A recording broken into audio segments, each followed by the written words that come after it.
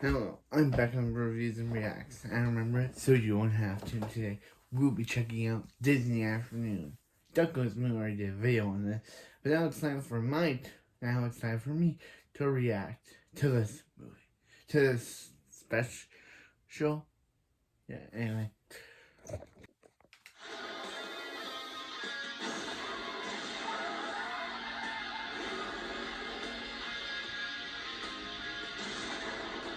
Sean.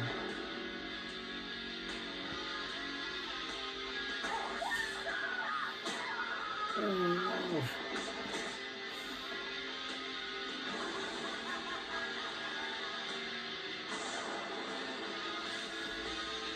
Oh, that was Mark. And then some.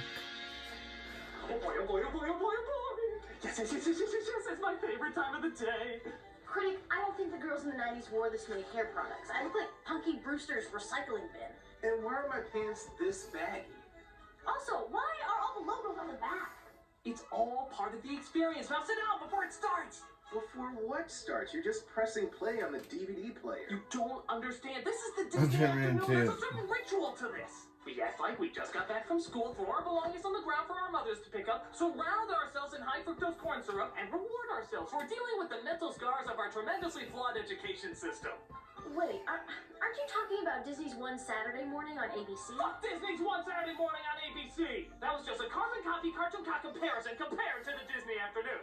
Hey, Pepper Ann was good. Okay, maybe one. And Recess was decent. Yeah, if you want to get technical. And Kim Possible? Kim Possible, obviously, but And Proud Family? Who's dissing the Proud Family? Nobody disses the Proud Family while I'm around. And there was also that other show, Doug.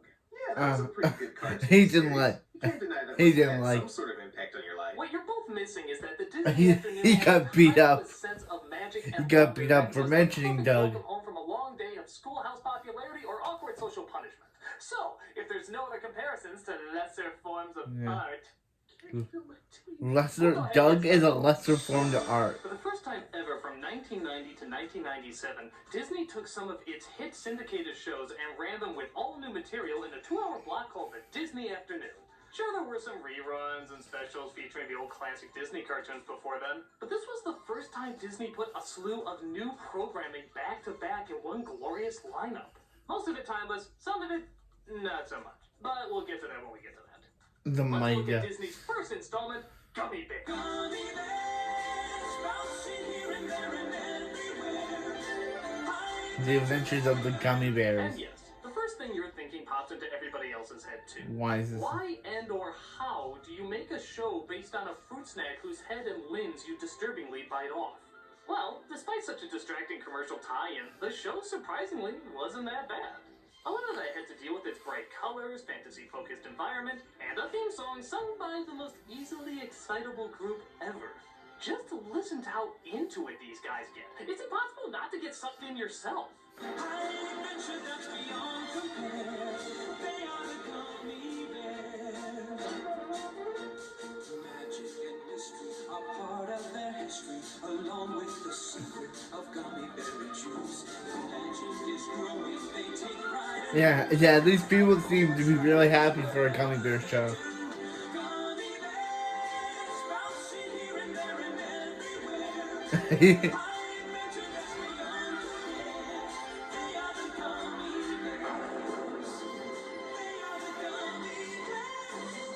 In fact, the singer actually died on that very last note. He was that into it. What?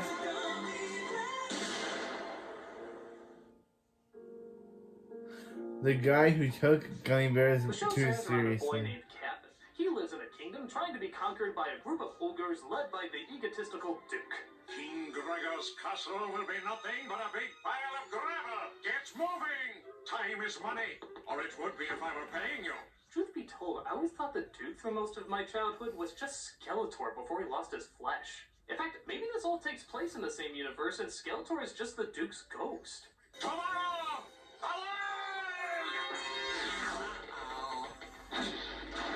No, damn it! Now what flamboyant spectacle am I going to chase? Hello? Kevin stumbles across the group of enchanted cereal Maybe he mascots died and learns became of their secret Skeletor. weapon that can defeat the Duke. A liquid that gives them super strength and jumping abilities called Gummy berry juice. Gummy berry juice. Gummy Berry Juice. Gummy berry juice. You know, could you come up with Wait, a better name for wasn't such a the guy? gigantic Wait, source of power? one of the guy I heard one of the gummy bears voices I've heard before. He voiced Garfield. Who's the yummy Muffy Puffy? Right. So it's a constant battle between our lovable plush toys and the evil monsters and sorcerers that plague the land. Show had an innocence to it that made it silly, but still pretty enjoyable.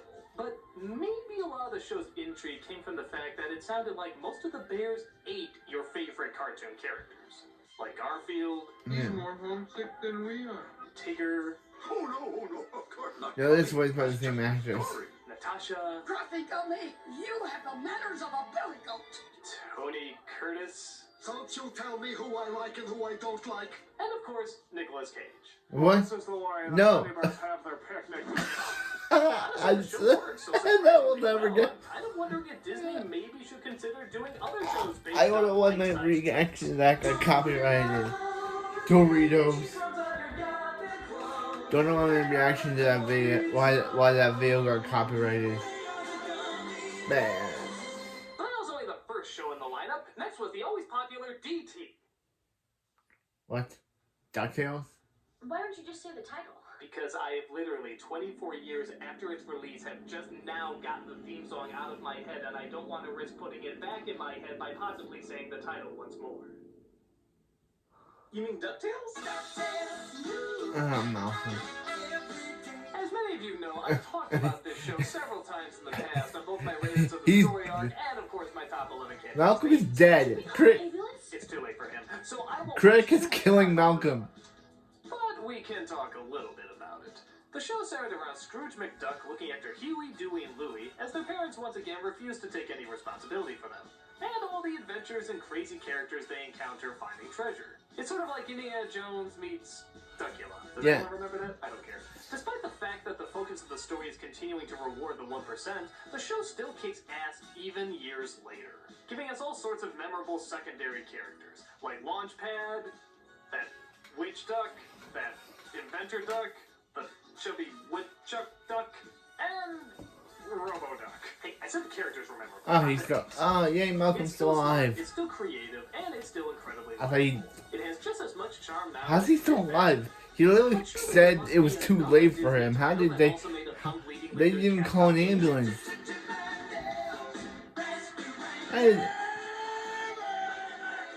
Now we're talking. Chip and Dale's Rescue Rangers was the famous chipmunk duo Hey, that got a movie. to help and save anyone in danger. Think of them as That got a live action CGI. That got an animated CGI On top of hybrid. that, there was Gadget, Zipper, and Monterey Jack. And while these characters were memorable and extremely likable, it did suddenly make me realize the traditional team formula that lingered over most kids' shows. For example, you have the inventor, you have the muscle, you have the leader, Rocky, you Tommy. have the goof off, and of course, the little cute one that's just so darn adorable.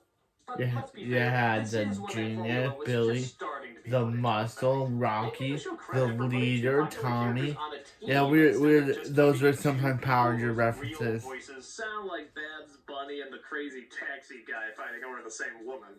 I gotta hand it to you, Gadget. Real You voice. were right about Tom after all. I always believed in you. Most of their time was spent fighting off evil schemes, usually from the diabolical Fat Cat. Hello, my galvanized feline friend. And surprisingly, he has no political tie-ins despite the fact that his name is in fact Fat Cat. Though I guess he does look a touch like Christopher Christie. My $1 million dinner gone down the drain. While we're on the subject, did you know that Chip and Dale were actually modeled after Indiana Jones and Magnum P.I.? God, wouldn't that have been a totally different show if it matched their personalities too? You stood up to be counted with the enemy of everything that the Grail stands for. Who gives a damn what you think? Hey, did you come here just to abuse me? The characters allow for a lot of inventive storylines and ideas. Like Gadget, being the rodent equivalent of MacGyver. I mean, good God, just look at half the things she makes. Don't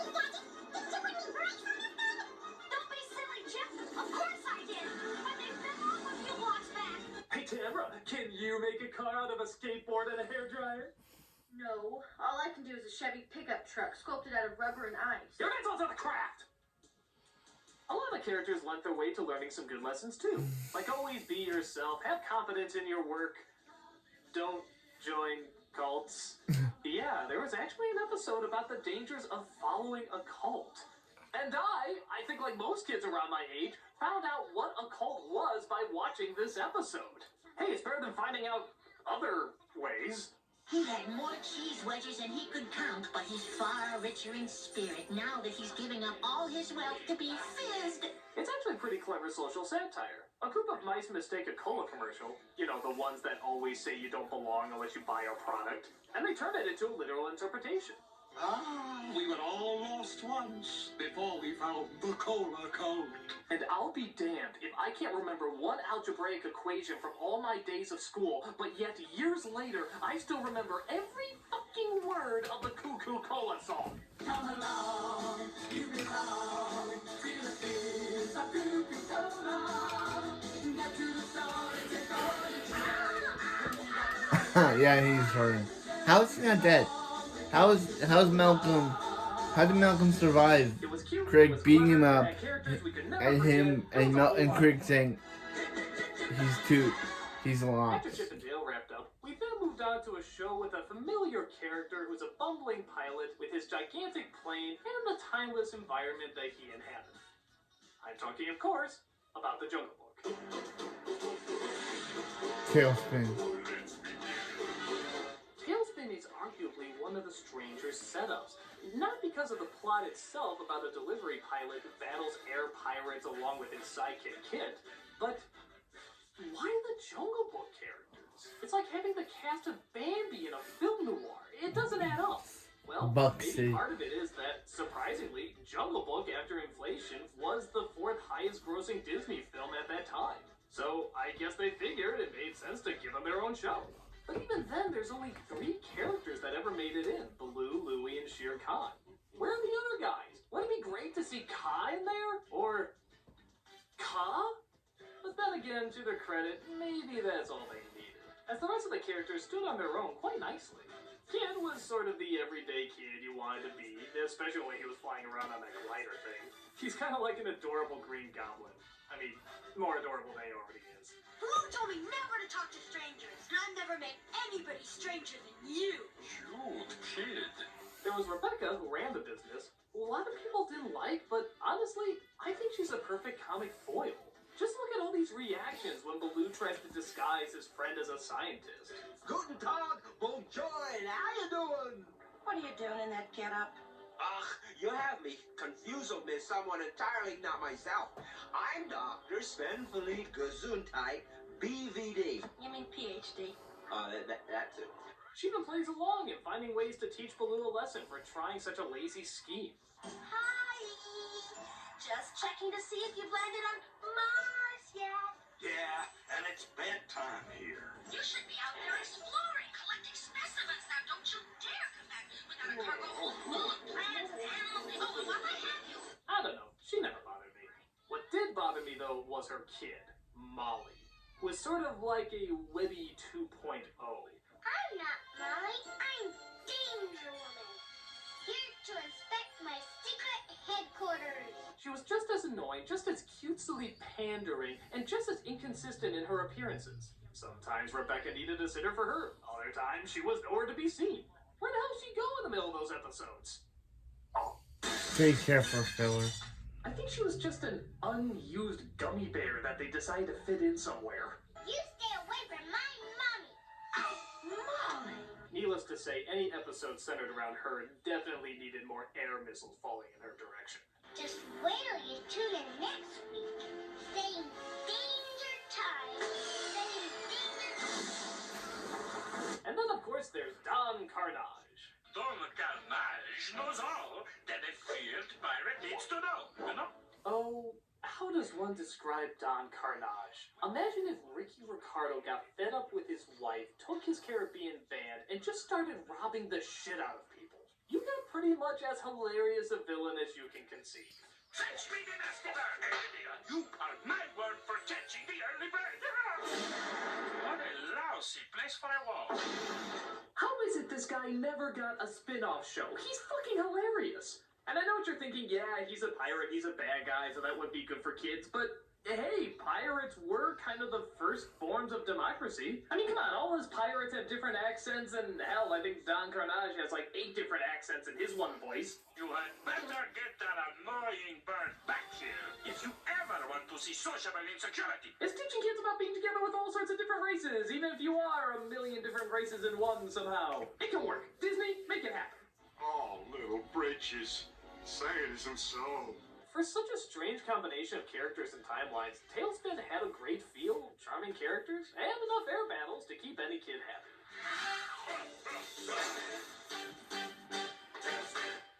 But sadly, this would spell the end for Disney's phenomenal run. What? You didn't like Darkwing Duck? How dare you indicate I don't like Darkwing Duck? Do I have to get out my people who don't like Darkwing Duck gun? I was talking about the fact that they never did a good Disney Afternoon and Capcom game again. I mean, come on. Baloo's head is the size of the plane. That's just dumb. Well, then why don't you just explain what Darkwing Duck is for those who don't know? Yeah. Which is obviously not me. Darkwing Duck. When there's trouble, you call DW. Darkwing Duck. He is the terror that flaps in the night. He is the noun that verbs your other noun. He is Darkwing. Yeah, a funny superhero was really nothing new. But part of what made Darkwing Duck so great was that majority of the time, he wasn't doing it because he thought it was right. He did it for the exact opposite reason any superhero should. He did it for fame and fortune. Really think about that. We've seen a ton of egotistical, funny villains, but Disney has never really had a hero that was full of himself. Constantly looking for attention, and even sometimes endangering the mission so that he can get all the glory. I had it all under control. Let me guess. You've come to hell. Everyone jumping on my crime-fighting bandwagon. I'm not flying anywhere with Laughing Boy here. Yeah, we've had a side character here and there, but this is a main character, a main Disney character, the focus of good morals. And yet he constantly comes across as 100% egotistical in every single scene he's in. He even provides his own narrations out loud like a little kid. He had washed the city clean of crime like a damp mop. No, that's not very dramatic. But maybe that's why we indulged him so much. It wasn't as much a nasty need for attention as much as like a little kid looking for attention. Trying to be the center by being the hero and technically following his dreams. Even if it is misguided, it's still well-meaning. I should have worked with the team. But Dad, the team needs you. They've been captured. Hey. Oh, perfect. Some team they turned out to be. I guess I'll have to go save them. He, of course, had side characters, like an excitable tomboy daughter named Gosalyn, the return of DuckTales character Launchpad, Fake? Wrestling's fake? and a slew of pretty inventive baddies, including a shocking rodent named Megavolt, a crime boss named Steelbeak, who I always thought was foul-mouthed growing up. Maybe he lost his beak by swearing to Colombian drug lords or something, and his arch-nemesis Negaduck. That's the end of Darkwing Duck. Little known fact, Jim Cummings' voice as Negaduck kills 5 puppies every single time he speaks. I get the loot. Because I said. Put it that way. Also, in my opinion, Darkwing was the first time we had a legitimately unique kid character in the Disney Afternoon. Wow. Not that the past ones were bad, but they were just kind of the typical nice, kind of troublemaking generic kids. There is only one Gosalyn. She is wild, she is funny, she is always part of the action. You'll get your own comic book out of it. You better call Winnie the Ghoul right now. You are taking that volume down, are you, Launchpad? Guess you are. And she compliments Darkwing perfectly, seeing how he has the dreams and ego of a little kid, and she literally is a little kid. So there's a legitimate connection as well as an arc for him to learn how to be a parent. Wherever there's an evildoer evildoing, I'll be there. Great, Dad. The show was also great at satirizing everything superhero-oriented, while still being its own thing. How many of those analogies did he make up to describe how fearsome he is? I am the metal key on the sardine can of justice. I am the hair in the lens of your projector. I am the wrong number that wakes you at 3 a.m. I am the parking meter that expires. Yeah, this I am isn't. the tube of cadmium yellow that's impossible impossible to open. Darkwing Duck was one of the Disney Afternoon's best shows ever. It was.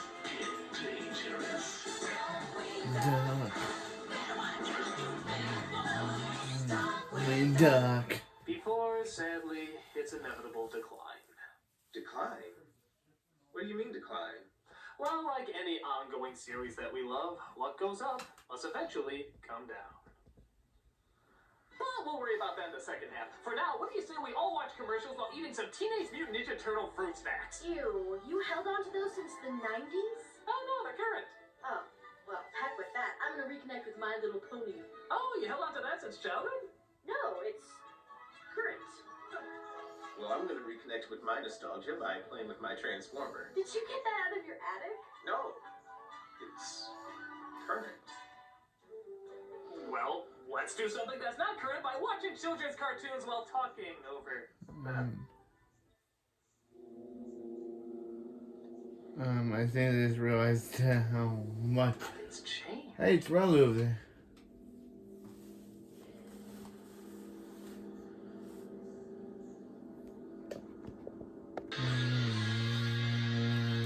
Alright, so you're saying that the Disney Afternoon went downhill after Darkwing Duck.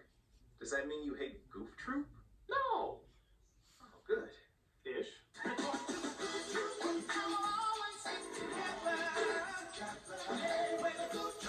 Goof Troop by no means is a bad show. It centered around Goofy and his son Max living in suburbia next to Pete and his family, PJ, Peg, and Pistol. It still had a lot of funny characters, humorous situations, and a big deal of heart. But this is back when Disney was trying to be... Not this. Kill! Just look at this music video that premiered with the first episode, and tell me you're not getting that vibe.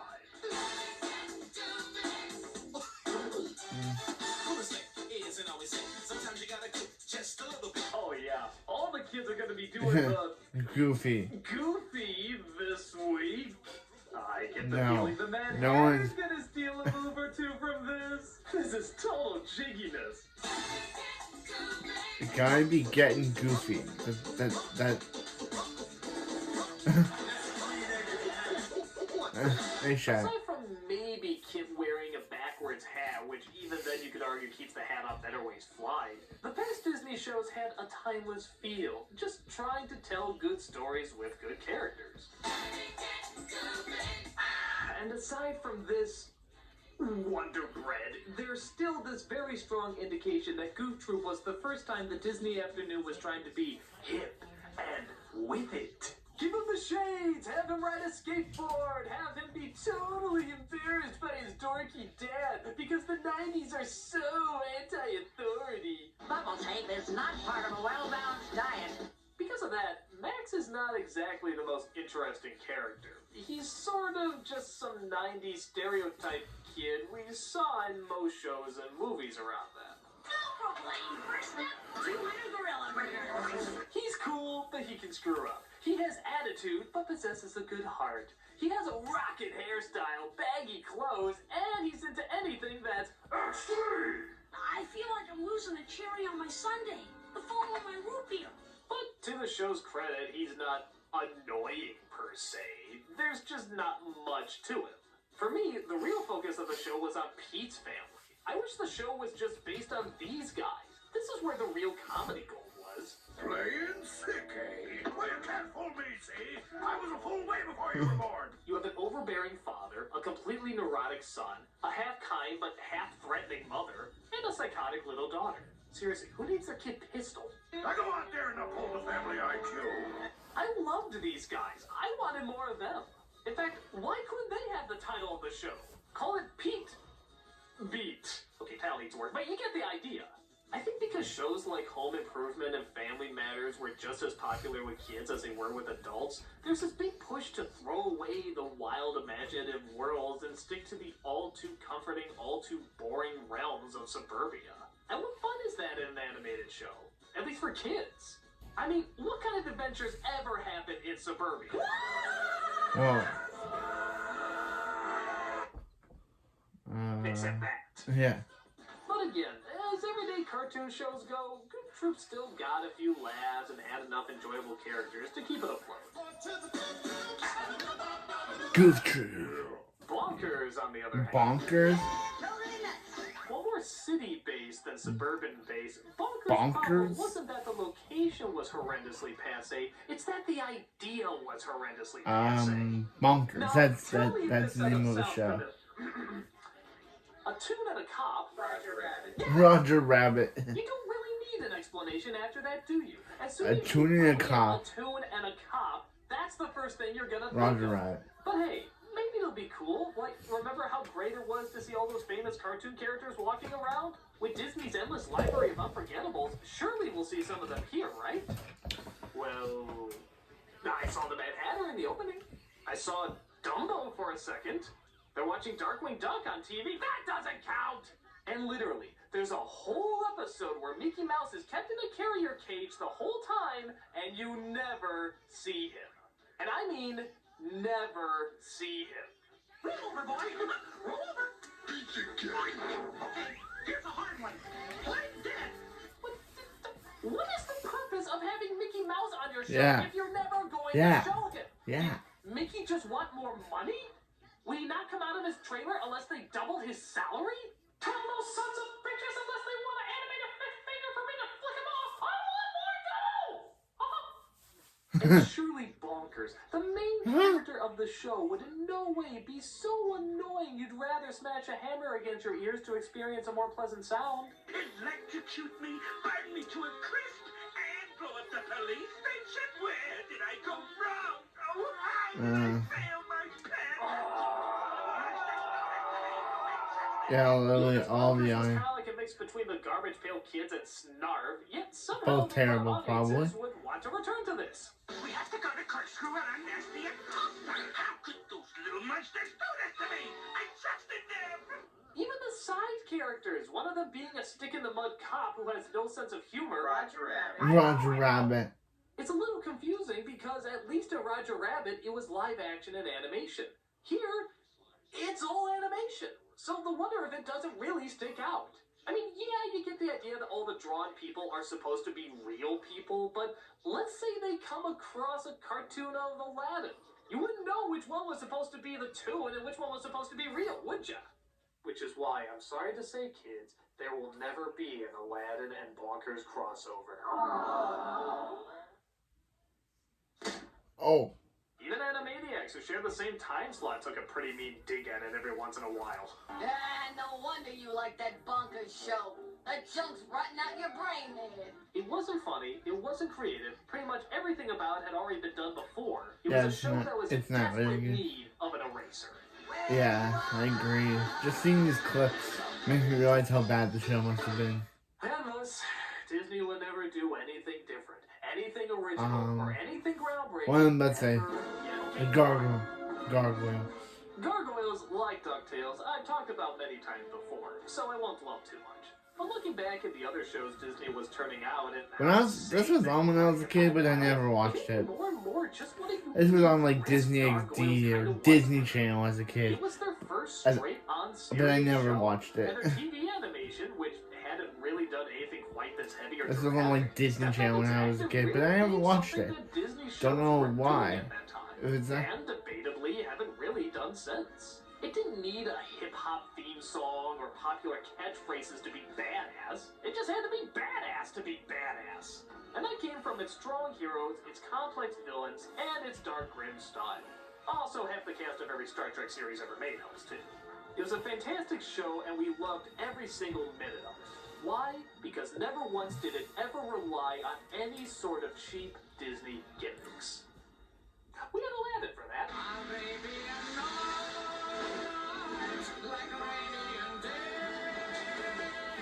I'll try not to step on too many toes, as I know a lot of people like this show. And in all fairness, it's not a bad idea for a show. Aladdin offered a lot of great scenarios that could be taken right out of Arabian Nights. And I'll also give kudos that I actually do remember a lot of the characters they created. I remember Abi Small, Mirage, Sadira, Chaos, that other Aladdin with the girly lips. These were all cool creations that left memorable impressions. Strangely enough, the problems with the show were more centered on the main characters, even though their popularity had already made a ton of money in the past. So let's be honest, what made a lot of the original movie so great was its imagination and its humor. Here, we have the imagination, but instead of Robin Williams' improvisations, we get... Hold it! Homer Did you Simpson. risk a boo on a bet? Show respect to the Simeon family. Homer Simpson bombing at stand-up. And yes, that is Homer's voice, Dan Castellaneta, clearly giving it his all. But the scripts he's handed gives But him... why couldn't they get Robin Williams? Aladdin and Jasmine R.I.P. are to strong Robin enough to Williams. hold a Why movie, couldn't but they get here, Robin Williams? They're so bland, you could replace them with an empty shell and Michael Eisner saying, "That's you! You're doing that!" The monkey still sounds like a choking Donald Duck, and by Jesus on Broadway, there is way too much Gilbert Gottfried on this show. Could we leave the bird a little dignity? Must be that new cream rinse I'm using. And a fish bowl fries my gizzard. Why do people keep casting me as irritatingly annoying birds? The animation R.I.P. too is a Gilbert little Gottfried. strange, as half of it's trying to be realistic like gargoyles, but then the other half is trying to be cartoony like Bonkers. So you end up with big expressionless eyes on what looks like stretchy erasers. Look at these. They look more like flesh-colored Play-Doh than they do Aladdin. I'm not even sure it makes sense. In the movie, they say they have to marry in 3 days, but they're still not hitched in the show. And if Aladdin is allowed to live in the palace now, how come he's still wearing the clothes he wore as a thief? Does Jasmine just really like the Middle Eastern male stripper look? I guess as a show based on a movie goes, it could have been a lot worse, but trying to capture that Disney movie feel seems to work better when you can expand with your main characters, not be restricted by them. God, he looks unnatural. I'm on down, stop on by, hop a carpet and fly to another Arabian night. But not all Disney shows based on Disney movies have to be bad. They just have to have annoying themes. Oh, Timon and Pumbaa. There's not really too much to say about Timon and Pumbaa either. Not because it's bad, on the contrary, it delivers exactly what it promises. It's Timon and Pumbaa in hijinks, goofy situations, and silly scenarios. And that's about all you needed, and that's about all it delivered. The animation was fine, the timing was decent, and it never felt like it had to be too restricted to their environment. They could still do fun, cartoony things that fun cartoons usually do. It's totally serviceable. Hell, I dare even say they're a lot funnier here than they are in the movie. But sadly, for every Timon and Pumbaa, there's a Schnookums and meat. Why? Schnookums and what? Yeah, I don't remember that. Well, that's because we're starting to get into the half seasons. You see, as the Disney afternoon started to lose its audience, it took one of their time slots and would constantly alternate in between shows. So Tuesday at 4 might be Bonkers, but Wednesday at 4 could be Gargoyles, and Friday at 4 could be Legend of Zelda. I mean Schnookums and Meat. This was part of their attempt to just throw stuff at the wall to see what sticks. And did Schnookums and Meat stick? If by stick, you mean I like to impale them on something very sharp. Just look at this intro and tell me if it reminds you of anything. Anything familiar at all. Ren and Stimpy. If you thought Bonkers ripping off Roger Rabbit was bad, this was just uncomfortable. From the surreal animation to the paint drop backgrounds to the semi-realistic stills to It's the literally fact just that Ren and it's a cat and Stimpy. a goddamn dog. It was pretty fucking painful. It's like watching a kid dance well and then another less talented kid says he can do the same thing and then ends up copying a terrible cartoon show. And let me tell you, if you thought Bonkers was annoying, take a listen to this. I protect the house from intruders. Oh, yeah? Well, I think you're too stupid to know otherwise. Okay, I am not stupid. I am not stupid. I am not stupid. Hey, did you hit him again? No, I think he's just reacting to the sound of their voices. So horrible! The animation is still Disney too, and even though they're trying to be different, it's still clearly out of their comfort zone. It still looks a little too polished and safe to be anything like the all-out insanity that Ren and Stimpy gave us. The creator of the show went on to do Eat the Cat, which also had a Ren and Stimpy feel, but was still unique enough to be called its own show. This is the equivalent of a video game reviewer seeing another video game reviewer and trying to do exactly the same thing, but not even coming close to fill in your own punchline here.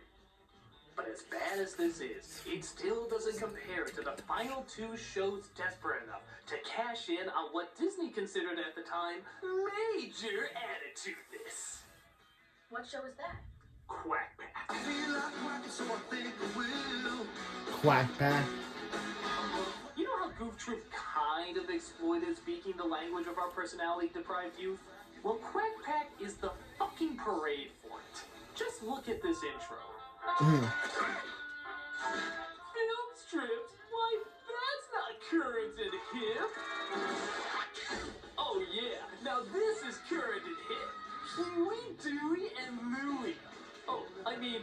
Huey, Dewey, and Louie. This'll teach that unhip adult not to be 15 years younger. Take that, not us!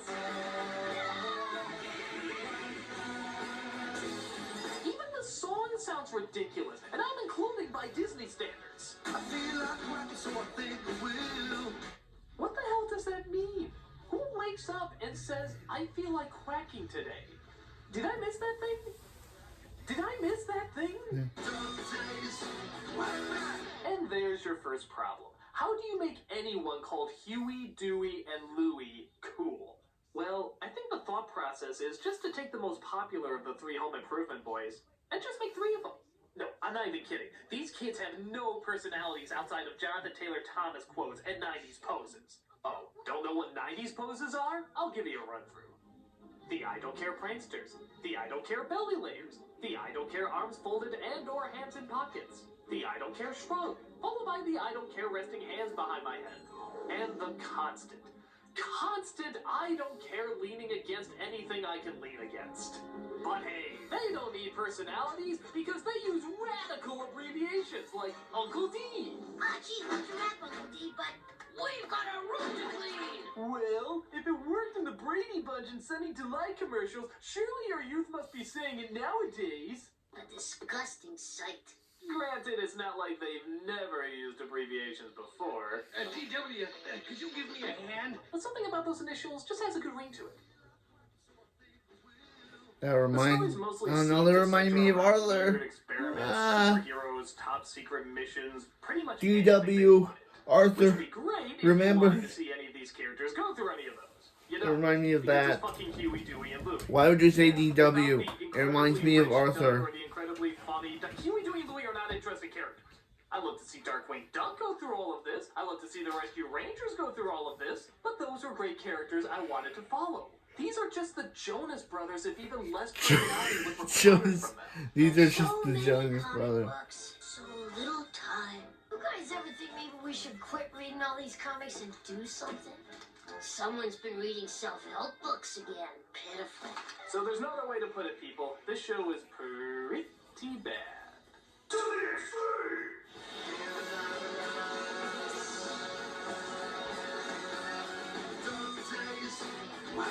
Duck Days. So after their attempt at making has-been ducks look cool, they tried something different? Oh, Malcolm, that would indicate that Disney would not be 5 years behind what's popular. And in the late 90s, they were all about that. Enter the Mighty Ducks. The Mighty Ducks. I guess because they knew ducks were gonna be the big trend for a while. Yeah, everyone's gonna be saying ducks rock this year. This'll be much better than fish rule or logs are totally radical tubular something. We were given a show based on a movie 5 years old that had nothing to do with the movie that was 5 years old. In fact, the connection is so vague that you kind of wonder how the hell they got Literally, this it's set just up. ducks It's actually kind playing of hockey. Hey, I'm an inspiring show creator, and I wanted to make a series based on the Mighty Ducks. The kids with the hockey team? Yeah. I love it. Except, can we make the kids ducks? Well, it is a kid show, so I guess that's okay. And can we make them teenagers because little kids want to be teenagers? It's really big right now. I suppose. And can we have them fighting aliens in another dimension where there's nothing but ducks and hockey is more of a side thing? That has nothing to do with my idea. But it has everything to do with my idea. I'm glad we found a compromise. Hug me! Ow! And yes, that is the story. They come from a dimension where everything is obsessed with hockey. Heck, even the asteroids look like hockey pucks Wow. because they didn't want to seem uncool. And dimensions are crossed between our world and a world populated by ducks. Oh, sweet Jesus, it's Howard the Duck all over again. No. Find your squeaking Tim Robinses. Once again, the Oh, main characters no. came down to the typical team stereotypes. Except this time, it truly was dated. Including the stern leader, the muscle, the goof-off, and... You dunderheads can't steal a simple piece of aluminum oxide. Tim Curry? Okay, the only advantage it has Yeah. is that Tim Curry is the villain. And the only bigger advantage than that was that Tony J, the voice of Frollo, was his second-hand man. That simple piece of aluminum oxide has And we love Tim Curry. complicated alarm system. Okay, I am totally pro Tim Curry and Tony J sharing any scene under any circumstances. The battle is on to see which one of our voices can get women to orgasm first. Well, that should be easy. My voice is 10 times deeper. But my voice is so much sexier. I can make the phone book sound juicy. I can wear women's clothing and still be hot. We can even sound sexy, saying the most non-sexy thing ever. Ducks rock. Pause. God, that really does suck the cool out of everything. My role in Congo is sounding good about now. Like I said, it was stupid, it was painful, it was beyond force, and it was the final nail in the coffin that killed the Disney afternoon. But Well, that's kind of a shame that everything ended up going downhill like that. Well, in the end, it really doesn't matter because that's not what people remember the Disney afternoon for. It's remembered for all the creativity, all the comedy, all the colorful characters, all the unforgettable worlds.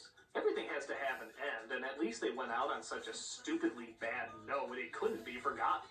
The people who remember the Disney afternoon remember it as something to look forward to after school, the shows that were there to greet them after such a long day. And that was its secret. It wasn't badass, threatening, or consumed by what was popular. It was welcoming, friendly, and smart. It realized early on that the way to become popular is not following the rules that everybody else is doing, but redefining the rules. Heck, playing a whole different game. And with all the effort put into these awesome shows, they're still going to stick with us even years after they've been pulled off the air.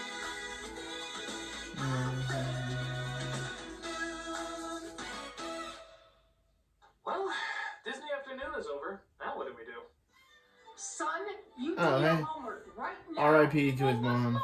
Your butt is what I'm gonna kick if you don't get to your algebra. R.I.P. to his mom. R.I.P. You gotta do your homework. You too, Mal. His mom. Mom? That's right, you better get your butt busy right now. What? You got my mom? I wanted to be authentic. Wait, did you get mine too? No, she was all the way out in California and I was too lazy to get a ticket. So I got your grandma.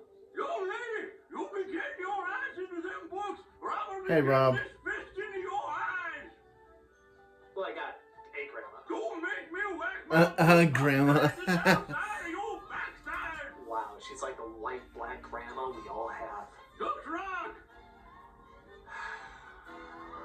I'm the nostalgia critic. Playtime's over. Go do your homework. While listening to music, because of course it helps you study so much better. Dun, dun, dun, dun, dun, dun, dun. Sounds like the go. Oh, white black grandma! Okay, that was Disney Afternoon, and again, I've never heard of any of these, but they were good.